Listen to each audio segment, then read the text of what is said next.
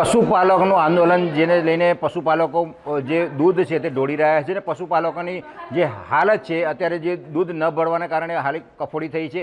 આપણે રિયાલિટી કરી રહ્યા છીએ ને રિયાલિટીમાં જોઈ રહ્યા છો કે જે પશુપાલકો છે તે પોતાનું જે દૂધ છે તે કઈ રીતે કાઢી રહ્યા છે અને તેની કઈ રીતે આખી પ્રોસેસ હોય છે, દૂધ કાઢવા પાછળ તે લોકોને કેટલી મહેનત થતી હોય છે। આ જે દ્રશ્ય છે જોઈ રહ્યા છો, પશુપાલક છે તે હાલ જે પશુઓ છે તેમાંથી દૂધ કાઢી રહ્યા છે ને દૂધ કાઢવા પાછળ તે મહેનત છે તે કરી રહ્યા છે। પશુપાલક સાથે સીધી જ વાત કરીશું।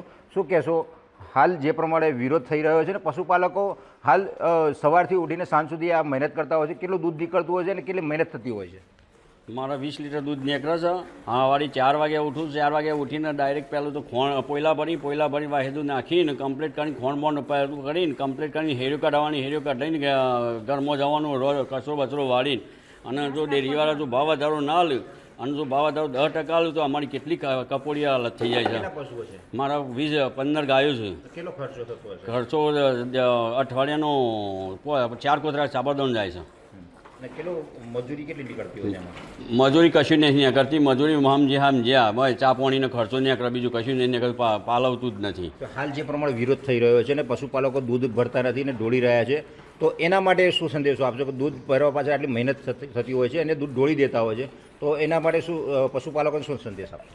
પશુપાલન સંદેશ વાળો કે સાબર ડેરીવાળા ભાવ વધારો 20% કરી આલે તો સમાધાન કર્યું તો સારામાં સારું કે અમારી કાપુડી હાલત છે, અત્યારે દૂધ વેરી દેવું પડે છે બધું। તમારું ગુજરાત આના ઉપર ચાલતું હોય છે, હાલ બિયારણ લાવવાની પણ પરિસ્થિતિ, બિયારણ પણ લાવવું પડશે, તો શું કરશો? ખેતરમાં નિંદામણ કરવું છે, બિયારણ લગાવવું છે તો પણ પૈસા નથી, અત્યારે ભાવ વધારો મળતો નથી, ત્યાં એમાં પરેશાન હાલત થઈ એવી ખરાબ થઈ ગઈ છે કે પરેશાનમાં ખરાબ હાલત છે અત્યારે।